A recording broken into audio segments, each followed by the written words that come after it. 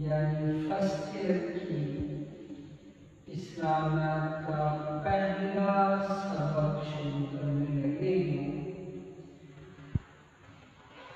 پہلا جو باب ہے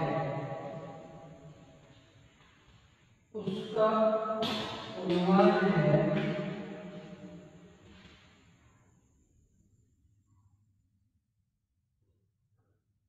بنیادی عقائد۔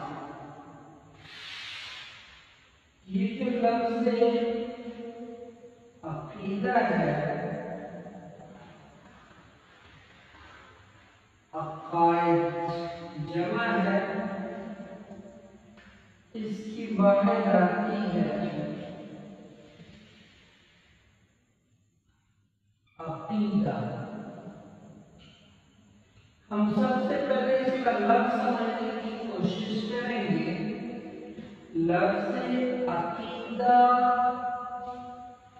عقد سے نکلا ہے، یعنی اس کی جو بنیاد ہے، اساس ہے، وہ لفظ عقد ہے۔ عقد کا معنی ہوتا ہے گرہ لگانا، تو اس سے بننے والا لفظ عقیدہ، اس کا معنی ہے گرہ لگی ہوئی چیز، گرہ لگی ہوئی چیز۔ جی بیٹے واضح ہو گیا آپ سب کو؟ عقائد جمع ہے عقیدہ کی، عقیدہ کی بنیاد ہے عقد، عقد کا معنی ہے گرہ لگانا، اور عقیدہ کا معنی ہوگا گرہ لگائی ہوئی چیز۔ اب یہ جو عقیدہ ہے، جس کی جمع عقائد ہیں، اسلام کے بنیادی 5 عقائد ہیں، لیکن ہم اس کی وضاحت سے جانے سے پہلے عقیدہ کی وضاحت پڑھیں گے کہ عقیدہ کسے کہتے ہیں۔ آپ نے اگر عقیدہ سمجھنا ہے تو 4 پوائنٹ ذہن میں رکھیں جو آپ کے نصاب کا حصہ ہے۔ عقیدہ انسان کے بنیادی اٹل نظریات، عقیدہ کسے کہتے ہیں؟ اٹل نظریات،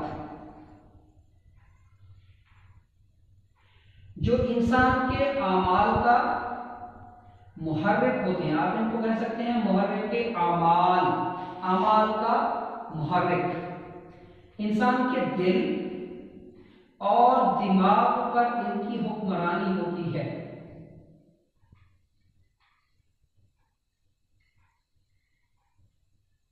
اب اس کو حکمران پڑھیں۔ اور چوتھا یہ ہے کہ ان کا عکس، ان نظریات کا عکس انسان کے اعمال میں دکھائی دیتا ہے۔ 4 بنیادی باتیں ہیں، میں ایک دفعہ پھر دوہرا رہا ہوں۔ عقیدہ کسے کہتے ہیں؟ انسان کے پختہ اور اٹل نظریات کو، جو انسان کے اعمال کا محرک ہوتے ہیں، جو انسان کے دل اور دماغ پر حکمران ہوتے ہیں، جن کا عکس انسان کے اعمال میں دکھائی دے، اس کو کہتے ہیں عقیدہ۔ اس بات کو سمجھنے کے لیے آپ اس کی مثال لے لیں تاکہ آپ کو یہ آسانی سے سمجھ آ جائے۔ عقیدہ کی مثال ہے بیج،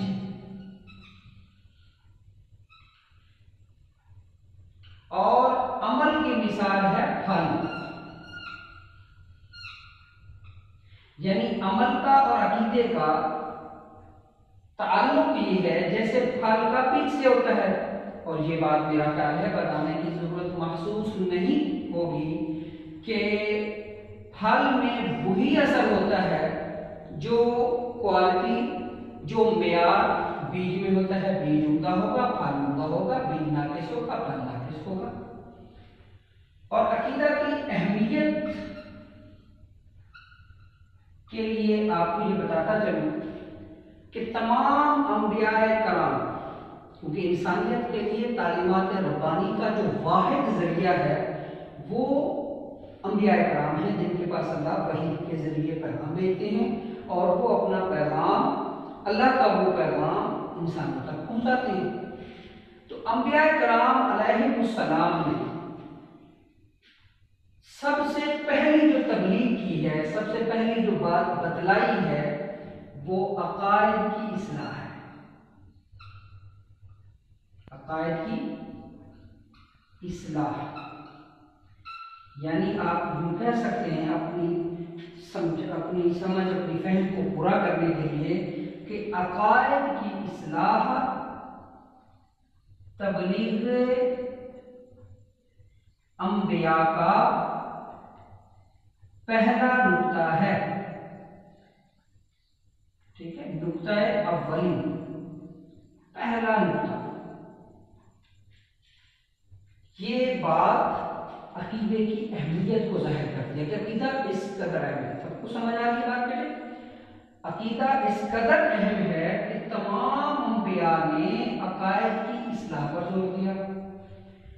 عقیدہ ایسے ہے جیسے بیج ہو، عمل ایسے ہے جیسے پھل ہو، اور عقیدہ 4 معنی مفہوم رکھتا ہے جو آپ کو وضاحت کر دی گئی ہے۔ اب آئیے یہ سمجھنے کے لیے کہ عقائد ہیں کتنے۔ عقائد 5 ہیں۔ اسلام کے بنیادی عقائد 5 ہیں۔ توحید، رسالت، ملائکہ، کتب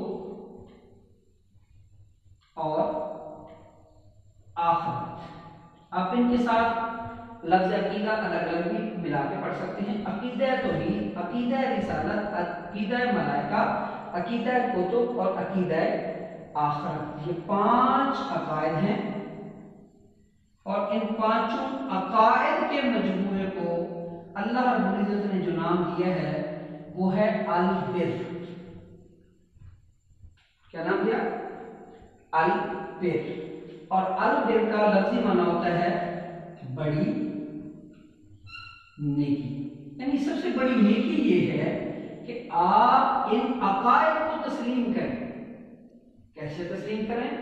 اپنا اٹل نظریہ بنائیں، آپ کے اعمال کی تحریک ان کی وجہ سے ہو، یہ عقائد آپ کے دل اور دماغ پر حاوی، قابض اور حاکم ہوں، اور آپ کے اعمال میں جو عکس دکھائی دے، آپ کے اعمال جو نظر آئیں، وہ ان عقائد پر مشتمل ہونے چاہیے۔ یہ آج کی ہماری گفتگو اسلام کے بنیادی عقائد کے متعلق تھی۔